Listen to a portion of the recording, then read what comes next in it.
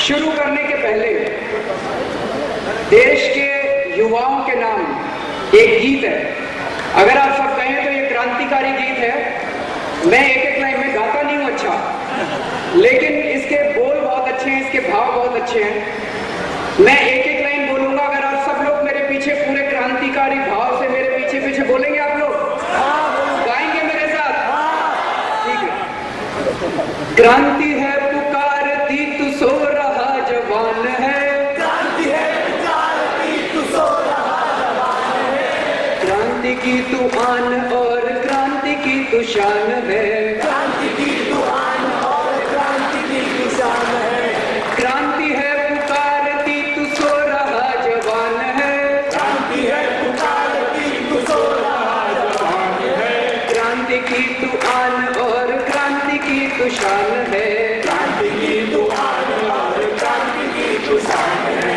तू बड़ा है जब कभी तो आंधियां लजा गई, तू बड़ा है जब कभी तो आंधियां लजा गई, क्रांतियां कदम कदम पे मंजिलें सजा गई, क्रांतियां कदम कदम पे मंजिलें सजा गई, तेरे एक सही कदम पे झुक गया जहान है, तेरे सही कदम पे झुक गया जहान है, क्रांति की तू आन और क्रांति की तू शान है, क्रांति की तू आन और क्रांति की तू शान है।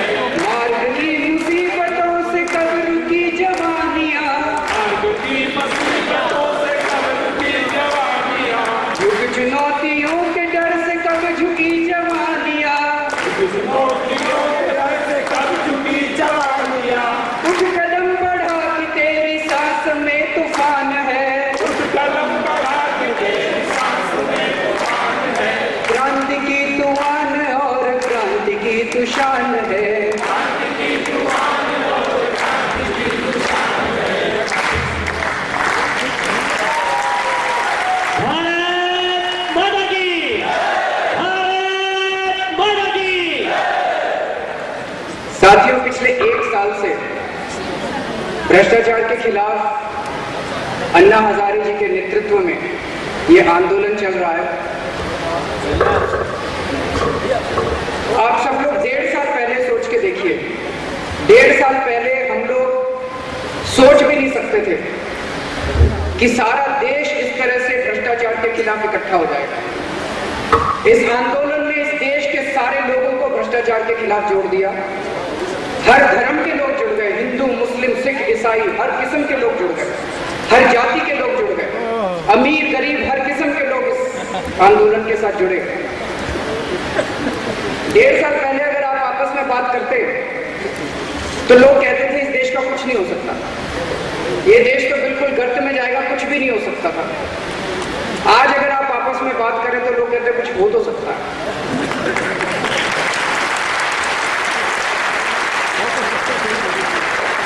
एक पूरा का पूरा देश जो निराशावाद में डूब चुका था, उस पूरे देश को अगर एक आशा मिली है तो मुझे लगता है इस आंदोलन की एक बहुत बड़ी उपलब्धि है। आपकी उपलब्धि है, इस देश की जनता की उपलब्धि है। इस आंदोलन की क्या मांग है? एक ही मांग है कि जन लोकपाल बिल पारित करो, भ्रष्टाचार के खिलाफ सख्त कानून पारित करो। क्या है ये जन लोकपाल बिल? क्यों लड़ रहे हैं हम सब लोग इस बिल के लिए? ये बिल केवल दो बातें कहता है मोटे मोटे तौर पे। अगर आप लोग बाहर जाओ और कोई पूछे ये जन लोकपाल बिल क्या है, अन्ना क्या मांग रहे हैं, तो बस ये दो बातें कहता है।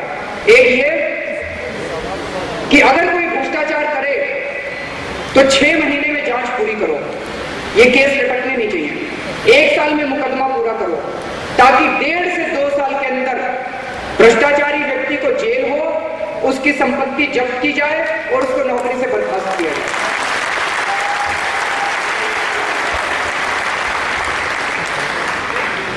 कुछ पढ़े लिखे लोगों को कुछ गलत फहमी है। वो लोग ये कहते हैं जी आप कानून के लिए लड़ रहे हो, कानून तो बहुत है हमारे देश में, लागू नहीं होते ठीक से। मैं इनकम टैक्स डिपार्टमेंट में काम करता था, कानून का कीड़ा हूं मैं, खूब कानून पढ़े हैं मैंने।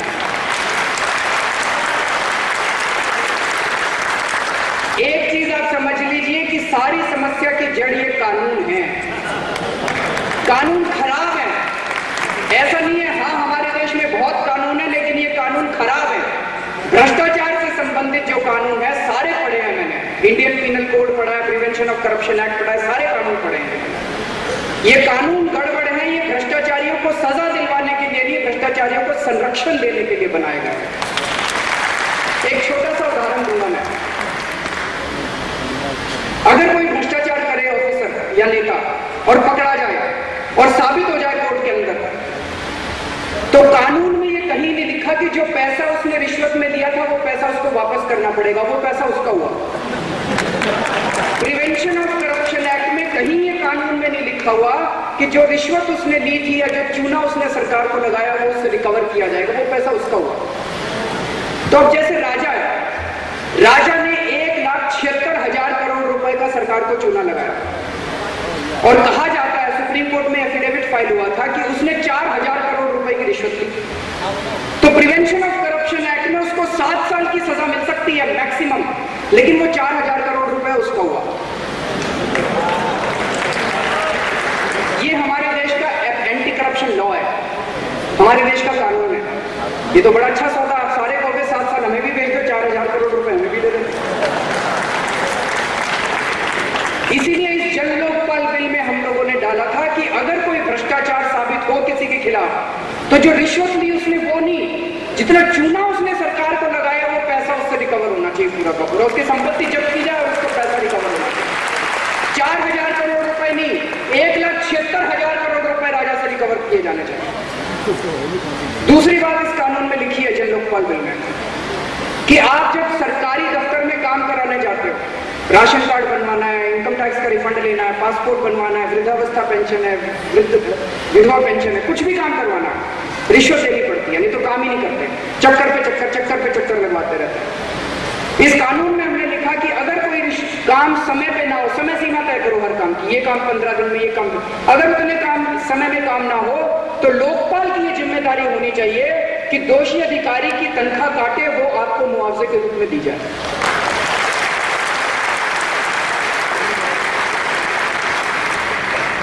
सरकार को ये दोनों बातें पसंद नहीं है। अन्ना ने पिछले 1 साल में 2 बार अपनी जान दांव पे लगाई है।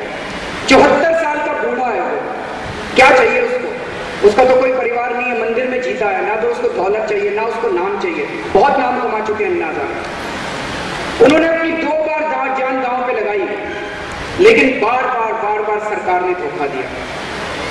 प्रधानमंत्री ने कहा पिछली बार हम सख्त कानून लेके आएंगे, लोकपाल के खिलाफ सख्त कानून लेके आएंगे, लोकसभा में पास भी करा दिया। और इतना गंदा कानून है जो लोकसभा में पास हुआ है, जो लोकसभा में संसद में प्रस्तुत किया गया। कुछ पत्रकारों ने मेरे से पूछा जी आप क्यों अड़चन अड़ा रहे हो, कुछ तो पास हो जाने दो, बाद में ठीक कर लेंगे। हमने कहा उसको पढ़ के देखो, वो आ गया तो भ्रष्टाचार और बढ़ेगा, इस कानून को तो रोकने की जरूरत है। कैसे बढ़ेगा? जैसे भी गोपाल भाई ने बताया, जो सरकारी लोकपाल बिल है उसमें अंदर लिखा हुआ है कि अगर आप जाके लोकपाल को शिकायत करोगे और आपकी शिकायत में पर्याप्त सबूत नहीं मिलेंगे तो आपको 2 साल की कैद हो सकती है।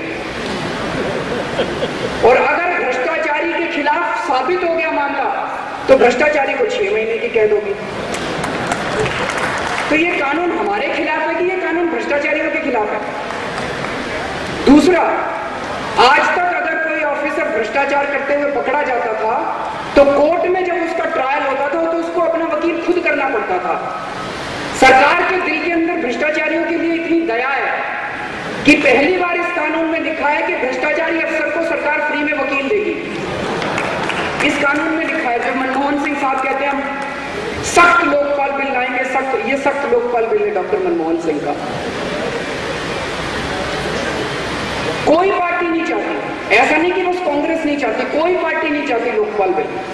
27, 28 और 29 दिसंबर को जब लोकपाल बिल संसद में प्रस्तुत किया गया और जो बहस उसके ऊपर चली वो एक बहुत बड़ा नाटक था। लालू यादव जी खड़े हुए संसद के अंदर। एक बार अन्ना हजारे जी ने प्रधानमंत्री को चिट्ठी लिखी थी। उस चिट्ठी में लिखा था, प्रधानमंत्री जी आप जनता के सेवक हैं। तो लालू यादव ने वो चिट्ठी दिखाई सारे सांसदों को, कहा ये अन्ना हजारे तो प्रधानमंत्री को सेवक बोलता है, हमें क्या बोलेगा। तो बताओ, वो ये भी भूल गए कि वो जनता के सेवक है। वो लालू जी मान बैठे कि वो इस देश के राजा हैं।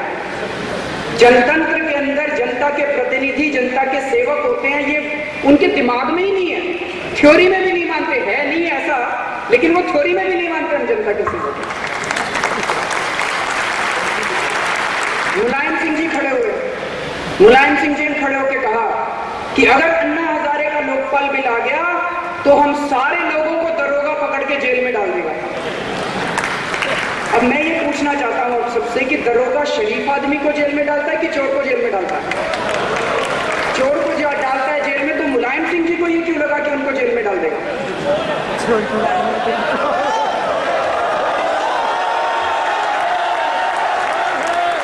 और उन्होंने केवल अपने वो कहते हैं हम सारों को जेल में डाल देगा। उनको सबका पता है। संसद, ये मैं नहीं बोल रहा, संसद के डिबेट आप उठा के देख लीजिए। संसद का जो 27, 28, 29 दिसंबर को डिबेट हुआ था, उस डिबेट में मुलायम सिंह जी कह रहे हैं सुषमा स्वराज ने लोकसभा में कहा कि सीबीआई इंडिपेंडेंट होनी चाहिए, सीबीआई इंडिपेंडेंट होनी चाहिए। भारतीय जनता पार्टी सीबीआई की इंडिपेंडेंस चाहती है, लेकिन जो संशोधन प्रस्ताव दिए उसमें सीबीआई की इंडिपेंडेंस की बात नहीं थी। तो भाषण कुछ और देते हैं और संसद में कुछ और रखते हैं, झूठ बोलते हैं, धोखा देते हैं। उनको ये नहीं पता था कि हम लोग उनके संशोधन प्रस्ताव निकाल के पढ़ लेंगे और जनता के सामने रख देंगे। उन्होंने सोचा जो भाषण दिया, बड़े अच्छा जार भाषण दिया, जनता भाषण सुन के बेवकूफ बन जाएगी। हम एक एक कागज निकाल के पढ़ते हैं आजकल, इनके एक एक कागज निकाल के पढ़ते हैं, ऐसे नहीं छोड़ते हैं।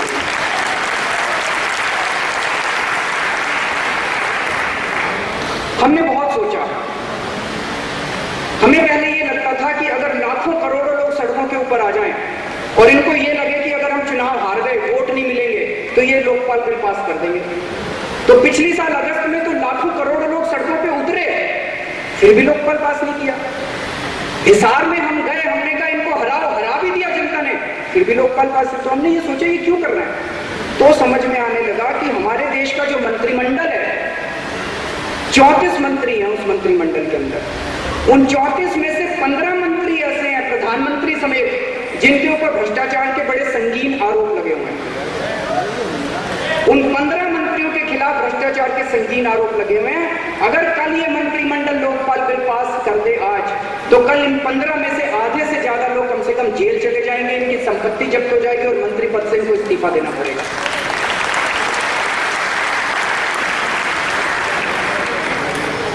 तो कोई ऐसा नहीं चाहेगा कि मैं अपनी आत्महत्या का सुसाइड नोट लिख लूं।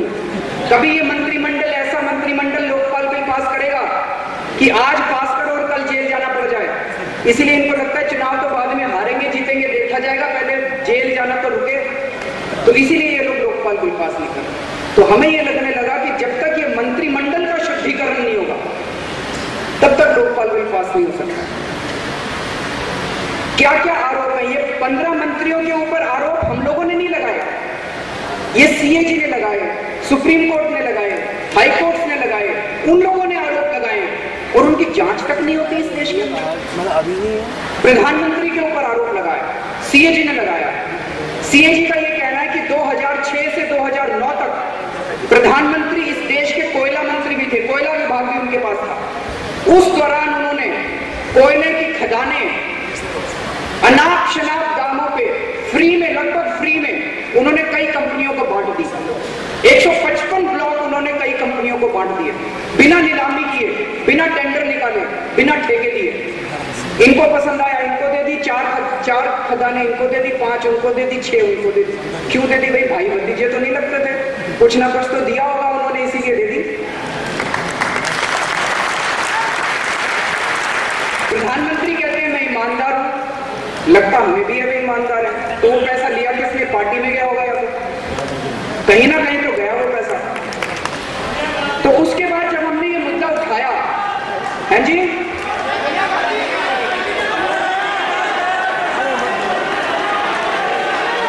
जब हमने ये मुद्दा उठाया तो प्रधानमंत्री ने कहा भाई हाँ, हमने सस्ते दाम पे कोयला दिया था, लेकिन हमने इसलिए दिया था ताकि ये जो बिजली बनाने वाली कंपनियां हैं ये सस्ते दाम पे बिजली बना के और जनता को सस्ती बिजली दे सके।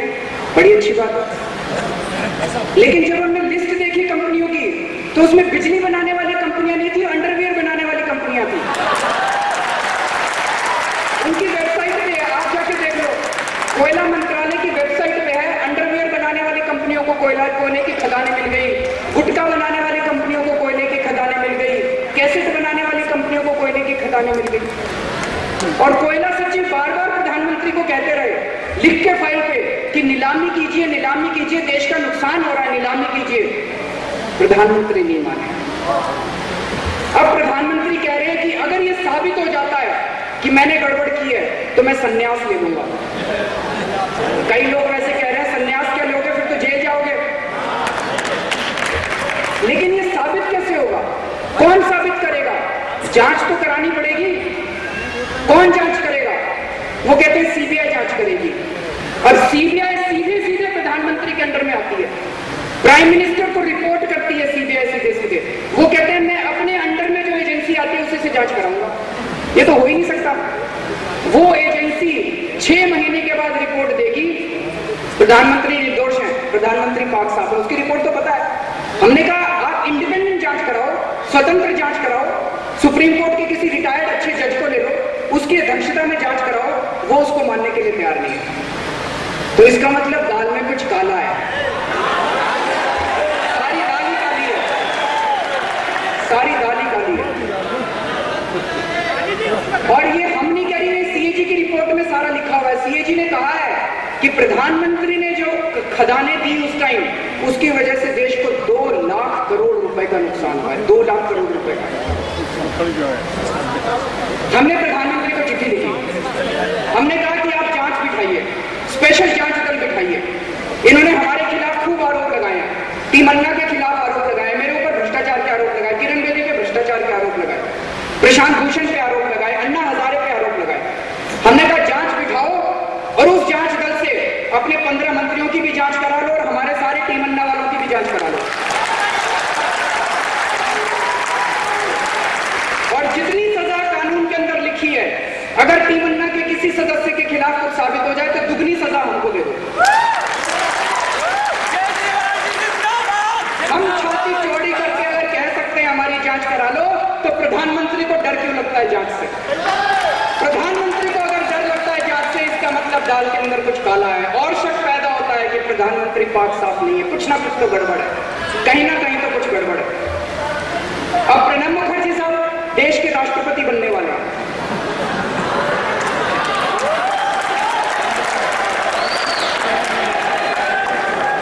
देश का सर्वोच्च पद है। जब हमारे देश के संविधान बनाने वाले कॉन्स्टिट्यूशनल फोरफादर्स ने संविधान लिखा था तो उनको ये लगा था कि ये ऐसा व्यक्ति होगा जिसके ऊपर कोई उंगली नहीं उठा सकेगा, पाक साफ, ऐसा व्यक्ति जिसकी सारा देश इज्जत करेगा। तो उन्होंने संविधान में ये लिखा कि जो भी राष्ट्रपति बनेगा उसके खिलाफ कोई जांच नहीं हो सकती, उसको प्रोसिक्यूट नहीं किया जा सकता, उसके खिलाफ मुकदमा हो तो उसको इम्यूनिटी दी थी कंप्लीट। राष्ट्रपति को कंप्लीट इम्यूनिटी है। प्रणब मुखर्जी साहब के खिलाफ तो भ्रष्टाचार के कई संगीन आरोप लगे हुए हैं और जांच तक नहीं हुई है उनके खिलाफ। और अब राष्ट्रपति बन गए तो जांच हो ही नहीं सकती संविधान के अंदर। ये तो बड़ा अच्छा है। आप कत्ल करो, सांसद बन के बैठ जाओ, आप ठगी करो, अपहरण करो, सांसद बन के बैठ जाओ, आप भ्रष्टाचार करो, राष्ट्रपति बन के बैठ जाओ।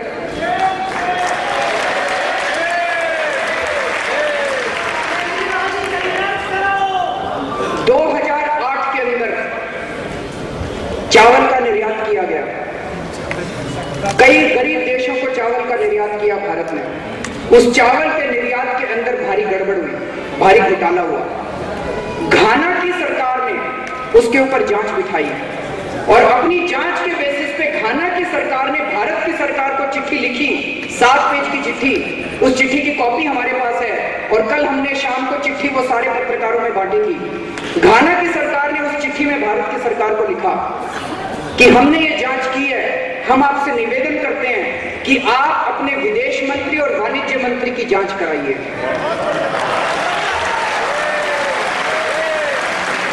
उस टाइम विदेश मंत्री कौन थे? प्रणब मुखर्जी। प्रणब मुखर्जी साहब विदेश मंत्री थे। क्या इज्जत रह गई भारत की। मुझे लगता है आजाद भारत के इतिहास में पहली बार ऐसा हुआ होगा कि किसी दूसरे देश ने हमारे देश की सरकार को लिखा कि आप अपने इन 2 मंत्रियों की जांच कराइए। एक छोटा सा देश घाना हमारे देश को लिखता है कि आप अपने विदेश मंत्री और वाणिज्य मंत्री की, क्या इज्जत रह गई हमारी दुनिया में? कोई इज्जत नहीं रह गई। और आज तक ये 2009 की चिट्ठी है, घाना सरकार ने लिखी। इसके ऊपर संसद में हंगामा मचा, संसद में आश्वासन दिया गया कि जांच कराएंगे, कोई जांच नहीं हुई। आज 3 साल हो गए, कोई जांच नहीं हुई। हम क्या मांग रहे हैं? करें जांच तो कराओ, जांच तो होनी चाहिए। तो घाना की सरकार, हमारी सरकार, और अब अगर राष्ट्रपति बन गए, वो प्रणब मुखर्जी साहब राष्ट्रपति बन गए और 26 जनवरी में अगले साल मान लो घाना के राष्ट्रपति को बुलाया चीफ गेस्ट, तो कैसे हाथ मिलाएंगे दोनों? ये तो बड़ी मुश्किल हो जाएगी, क्योंकि घाना वालों ने तो दिखा था भाई इन्होंने भ्रष्टाचार किया और अब उसी के साथ हाथ मिलाएंगे, ये तो बड़ी मुश्किल हो जाएगी। कल प्रणब मुखर्जी, कल हमने प्रेस कॉन्फ्रेंस की थी दिल्ली में और ये सारी बातें मीडिया के सामने रखी। जैसे हमने मीडिया के सामने रखी, प्रेस कॉन्फ्रेंस खत्म हुई, इसके 5 मिनट के अंदर प्रणब मुखर्जी साहब का हमारे नाम पत्र आया। उन्होंने इन सारी चीजों का खंडन किया, लेकिन ये चावल घोटाले का जिक्र ही नहीं किया अपनी चिट्ठी में, कहीं जिक्र नहीं है। खंडन भी नहीं किया कि मैंने चोरी नहीं की, कुछ नहीं लिखा, पूरी चिट्ठी के अंदर कुछ नहीं लिखा। दूसरी चीज, 2005 के अंदर हमारी नौसेना मुख्यालय से एक पेनड्राइव लीक हो गई। आरोप था कि उस पेनड्राइव के अंदर इस देश की सुरक्षा से संबंधित बहुत महत्वपूर्ण दस्तावेज थे। फरवरी 2006 के अंदर करण थापर को प्रणब मुखर्जी ने इंटरव्यू दिया। करण थापर ने उनसे पूछा आपने जांच क्यों नहीं कराई इसकी? कहते नहीं, उसके अंदर कोई व्यावसायिक जानकारी थी, देश की सुरक्षा से संबंधित कुछ नहीं था। प्रणब मुखर्जी साहब उस वक्त देश के रक्षा मंत्री थे। रक्षा मंत्री होते हुए उनको तो पता था कि क्या लीक हुआ, उनके अफसरों ने बताया होगा कि क्या। उन्होंने कहा कि इसके अंदर कुछ नहीं था, देश की सुरक्षा से संबंधित कुछ नहीं था। बाद में हंगामा मचा, आउटलुक मैगजीन ने 3 आर्टिकल पब्लिश किए तो सीबीआई की जांच बिठानी पड़ी। अब सीबीआई ने जो चार्जशीट फाइल की है उसमें लिखा है कि उसके अंदर देश की सुरक्षा से संबंधित बहुत ही संगीन जानकारी है। तो प्रणब मुखर्जी साहब उन दोषी लोगों को क्यों बचाने की कोशिश कर रहे थे? जो व्यक्ति खुलेआम दोषी ऐसे लोगों को बचाने की कोशिश कर रहा था, जिन लोगों ने हमारी देश की सुरक्षा को हानि पहुंचाने की कोशिश की है, अगर वो आज राष्ट्रपति बन गए तो वो तीनों सेनाओं के अध्यक्ष बनेंगे। देश की सुरक्षा के लिए खतरा। हम कह रहे हैं जांच तो कराओ, जांच ही नहीं कराते। तीसरा मामला स्कॉर्पियन डील का, 18,000 करोड़ रुपए की हमने पनडुब्बी खरीदी फ्रांस से। उसमें आरोप है, ईमेल आए हैं, ईमेल लीक हो गए हैं। उन ईमेल में लिखा हुआ है कि उसमें 4% कमीशन कांग्रेस पार्टी को गया। तो बार बार आउटलुक मैगजीन ने 6-7 स्टोरीज निकाली उसके अंदर जांच नहीं बिठाई। बार बार मांग हुई कि जांच तो कराओ, जांच तो कराओ। तो सीबीआई को जांच सौंपी, सीबीआई ने 6 महीने में रिपोर्ट दे दी, भाई सब कुछ ठीक है, कुछ नहीं मिला। सीबीआई तो कहेगी, सीबीआई कभी इस देश की ये कह सकती है कि प्रणब मुखर्जी ने गड़बड़ की है? कह सकती है सीबीआई? कह ही नहीं सकती। उन्हीं के अंडर में तो उन्हीं से तो तनख्वाह लेती है सीबीआई। तो सीबीआई, हम कह रहे हैं स्वतंत्र जांच तो कराओ, जांच ही नहीं कराते। सेबी का नाम सुना है सबने? Security exchange board of India. SEBI के एक मेंबर, आईएएस अधिकारी अब्राहम साहब, उन्होंने पिछले साल प्रधानमंत्री को शिकायत की है कि साहब मैं रिलायंस की जांच कर रहा हूं, रिलायंस ने 500 करोड़ रुपए की गड़बड़ की पिछले साल, 1,500 करोड़ रुपए की पेनल्टी लगनी थी उनके ऊपर। सहारा की जांच कर रहा हूं, बैंक ऑफ राजस्थान की जांच कर रहा हूं, और बार बार फाइनेंस मिनिस्टर के यहाँ से फोन आते हैं हमारे पास कि इन मामलों को रफा दफा कर दो। ये चिट्ठी अब्राहम साहब ने प्रधानमंत्री को लिखी, कल हमने वो चिट्ठी भी मीडिया में बांट दी।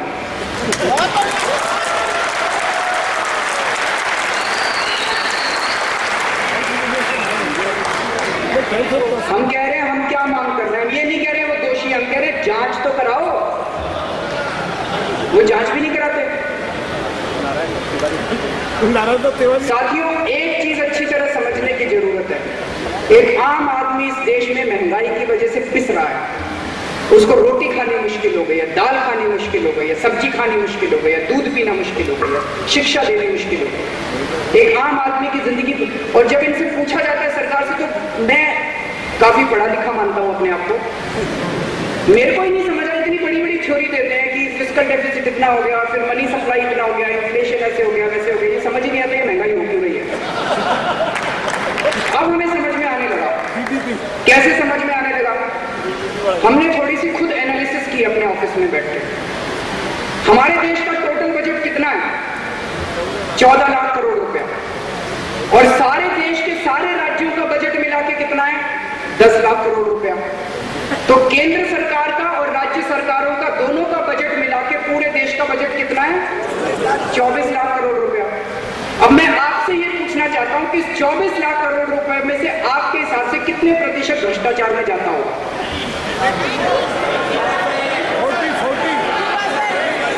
40%। चलो मान लेते हैं 5% तो जाता होगा। 5 मान लेते हैं, 5 पे तो किसी को गिला शिकवा नहीं है। 5% मान लेते हैं कि 24 लाख करोड़ में से 5% भ्रष्टाचार में गया। 1.25 लाख करोड़ रुपया भ्रष्टाचार में चला गया। अभी सरकार ने पेट्रोल के दाम बढ़ाए हैं 7.5 रुपए। दिल्ली में पेट्रोल की कीमत हो गई है 71 रुपए लीटर। इस 71 रुपए में से 33 रुपए टैक्स के होते हैं और 38 रुपए तेल के होते हैं। तो सरकार जो पेट्रोल लेती है, पूरे देश में पेट्रोल बिकता है, उसमें टैक्स बहुत भारी लगता है। पूरे देश में पेट्रोल के ऊपर जितना टैक्स आता है वो है 70,000 करोड़ रुपया। 1.25 लाख करोड़ रुपया भ्रष्टाचार में जाता है और 70,000 करोड़ रुपया पेट्रोल की में टैक्स लगता है। हम कहते हैं जन लोकपाल बिल पारित कर देते तो ये 70,000 करोड़ रुपया जनता से टैक्स लेने की जरूरत ही नहीं थी। आपको पेट्रोल के ऊपर 7.5 रुपए बढ़ाने की जरूरत नहीं थी, 33 रुपए कम कर सकते थे प्रति लीटर पेट्रोल के ऊपर। और ये हम चैलेंज करते हैं वित्त मंत्री को, अगर हमारे साथ डिबेट करें यहाँ बैठ के, हमारे साथ डिबेट करें बैठ के कि हम गलत बोल रहे हैं कि ठीक बोल रहे हैं। और अगर पेट्रोल की कीमत इस देश के अंदर 33 रुपए प्रति लीटर कम हो जाती तो दूध भी सस्ता हो जाता, दालें भी सस्ती हो जाती, सब्जी भी सस्ती हो जाती, और एक आम आदमी का जीना इस देश के अंदर आसान हो जाता। तो साथियों, ये महंगाई कोई बड़ी बड़ी थ्योरी की वजह से नहीं है, ये महंगाई भ्रष्टाचार की वजह से, इन 15 मंत्रियों की वजह से है। तो हमारी एक मांग है सरकार से कि एक स्पेशल जांच दल बिठाओ और उस स्पेशल जांच दल को कहा जाए 3 रिटायर्ड कोई भी सुप्रीम कोर्ट के जज ले लो। हमने 6 जजेस के इनको नाम दिए, और कोई जज ले लो जो अच्छे जजेस हैं, उसके अंदर स्पेशल जांच दल बिठाया जाए और इन 15 मंत्रियों के सारे केसेस स्पेशल जांच दल को दिए जाए और वो बताए कि इन लोगों ने चोरी की है या नहीं की है। गलत तो नहीं मांग रहे हम लोग। दूसरी मांग हमारी है, इसीलिए ये मंत्रिमंडल लोकपाल बिल पारित नहीं कर रहा। संसद क्यों नहीं पारित कर रही? संसद के अंदर 162 सांसद ऐसे हैं जिनके ऊपर किडनैपिंग के चार्जेस हैं, हत्या के चार्जेस हैं, ठगी के आरोप हैं। ये सारे आरोप ऐसे ऐसे लोग वहां पे बैठे हुए हैं। तो जब हमने ये बात उठाई तो कुछ लोग कहते हैं जी अभी तो आरोप हैं। हमने कहा ये आरोप तो 20-20 साल तक लगे रहेंगे और ये सांसद आके बनते रहेंगे। तो कहते हैं हो सकता है जब फाइनल ऑर्डर आए तो छूट जाए ये लोग। हमने कहा हो सकता है, बिल्कुल हो सकता है, 20 साल बाद जब ऑर्डर आए तो छूट जाए, लेकिन ये भी तो हो सकता है कि ना छूटे। अब ये सोच के देखो कि 20 साल के बाद अगर ऑर्डर आता है और 162 में से 20 के खिलाफ भी साबित हो जाता है किसने हत्या की थी या ठगी की थी या अपहरण किया था, तो 20 साल तक वो सांसद हत्यारा, अपहरणकर्ता और ठग हमारे देश की संसद में बैठ के हमारे लिए कानून बनाता रहा। खतरनाक बात है। तो हमारा ये कहना है कि आप एक आप खूब सारे स्पेशल फास्ट ट्रैक कोर्ट बनाओ, 6 महीने के अंदर इन 162 लोगों के मुकदमे पूरे करो, देखते हैं कि कौन साफ है और कौन दोषी है। जो दोषी है उनको जेल भेजो और बाकी इज्जत के साथ आके संसद में बैठे। गड़बड़ तो नहीं है? ये 2 मांगे हैं हमारी, केवल 2 मांगे हैं कि 162 सांसदों के खिलाफ स्पेशल कोर्ट बनाओ और इन मंत्रियों के खिलाफ आप एक स्पेशल जांच दल बिठाओ। प्रधानमंत्री ने हमें चिट्ठी लिखी, उन्होंने दोनों मांगे मानने से साफ इंकार कर दिया। प्रधानमंत्री ने एक स्टेटमेंट दिया था कि मेरे सारे मंत्री ईमानदार हैं। यकीन करते हैं आप लोग? प्रधानमंत्री कहते हैं मैं भी ईमानदार हूं और मेरे सारे मंत्री भी ईमानदार हैं। बस हो गई जांच। प्रधानमंत्री के हिसाब से हो गई जांच। अब हम यकीन कर लें इस देश के लोग भी ईमानदार हैं सारे। यही जांच है हमारे देश की। सलमान खुर्शीद जी ने खड़े होकर बोला कि कोई जांच वांच नहीं होगी। उन 15 मंत्रियों की लिस्ट में तो उनका भी नाम था और वो खुद डिसाइड कर रहे हैं कि कोई जांच नहीं होगी। ये तो यही हो गया कि थाने के अंदर चोर आके कहे कि अब कोई जांच नहीं होगी, मैंने चोरी नहीं की, बस होगी जांच। ये हमारे देश का क्रिमिनल ज्यूरिसडिक्शन सिस्टम है, जो क्रिमिनल जस्टिस सिस्टम है। ये लोग कह रहे हैं हम देशद्रोही हैं, हमने देशद्रोह किया।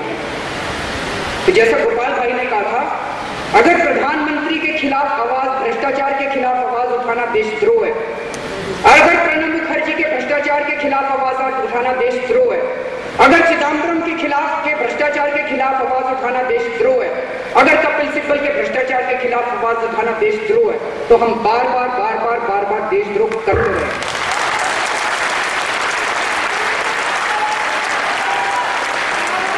और अगर इन लोगों ने ये बातें नहीं मानी, ये 2 बातें नहीं मानी, संसद का शुद्धिकरण करना पड़ेगा, इन 162 लोगों को साफ करना पड़ेगा, मंत्रिमंडल का शुद्धिकरण करना पड़ेगा, इन 15 मंत्रियों के दूध का दूध पानी का पानी होना चाहिए।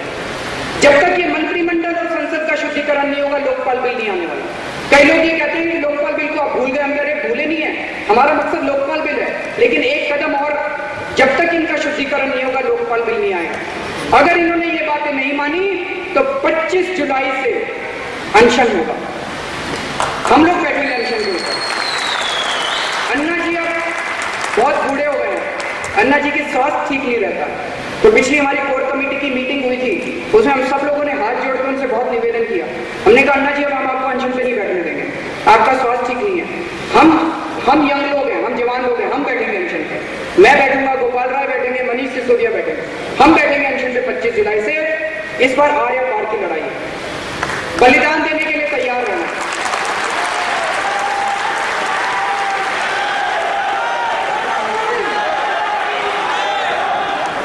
साथियों, देश बलिदान मांग रहा है, देश बलिदान मांग रहा है और इस देश के युवाओं को सामने आना पड़ेगा, इस देश के युवाओं को बलिदान देने के लिए तैयार रहना पड़ेगा। एक पत्रकार ने मेरे से पूछा प्रेस वार्ता में, आप जो 25 जुलाई को बैठेंगे लोग आएंगे? मैंने कहा जी मैं कोई नेता नहीं हूं, मैं एक आम आदमी हूं इस देश का, महंगाई से पीड़ित हूं, भ्रष्टाचार से पीड़ित हूं। मैं तो अपनी कुर्बानी देने के लिए 25 जुलाई को जाके जंतर मंतर पे बैठ जाऊंगा। लोगों को तय करना है वो आएंगे कि नहीं आएंगे, ये उनकी मर्जी।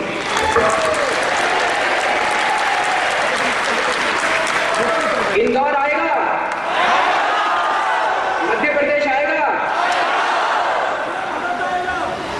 पूरा भारत आएगा। साथियों, ये भ्रष्टाचार तब तक दूर नहीं होगा, अब ये आर या पार की लड़ाई है, ये भ्रष्टाचार दूर तब तक नहीं होगा जब तक इस देश के वो अपने आप को कुर्बान करने के लिए तैयार नहीं होंगे, तन से, मन से, धन से। अंत में मैं एक गीत के साथ ही फिर से अपनी बात समाप्त करूंगा। ये दुष्यंत कुमार की कुछ पंक्तियां हैं, एक एक लाइन मैं बोलूंगा और आप मेरे पीछे पीछे दोहराएंगे। हो गई है पीर पर्वत सी पिघलनी चाहिए, हो गई है पीर पर्वत सी पिघलनी चाहिए। जनता की आवाज नहीं आ रही है, इस देश की पीड़ा हिमालय जितनी बड़ी हो गई है। हो गई है पीर पर्वत सी पिघलनी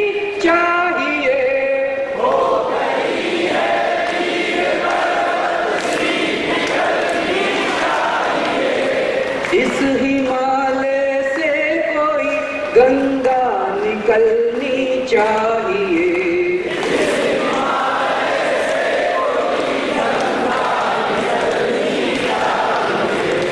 सिर्फ हंगामा खड़ा करना मेरा मकसद नहीं,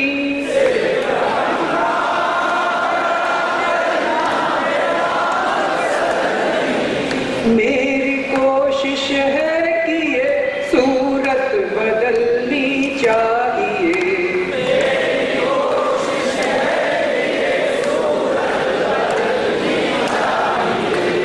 मेरे सीने में नहीं तो तेरे सीने में सही,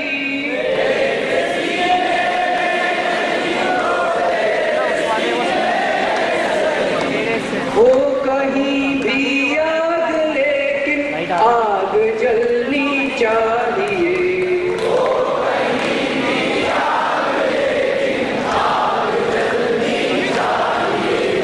आज ये दीवार पत्तों की तरह हिलने लगी,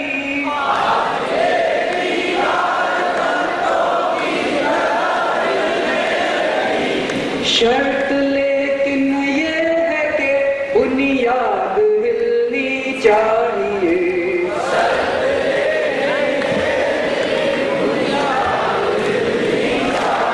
बहुत बहुत शुक्रिया। एक छोटा सा अनाउंसमेंट है, पूरे देश को जोड़ने के लिए एक हम लोगों ने अन्ना कार्ड निकाला है। जैसे जब आप टेलीफोन का स्क्रैच कार्ड रिचार्ज कूपन लेने जाते हो, ऐसे ही ये अन्ना कार्ड है। ये बाहर काउंटर पे मिल रहा है। अगर आप इस अन्ना कार्ड को खरीद के अपने मोबाइल में डाल लें तो आपको इस आंदोलन के संदेश आपको रेगुलरली मिलते रहेंगे कि आंदोलन में क्या गतिविधियां चल रही हैं। तो आप भी खरीदें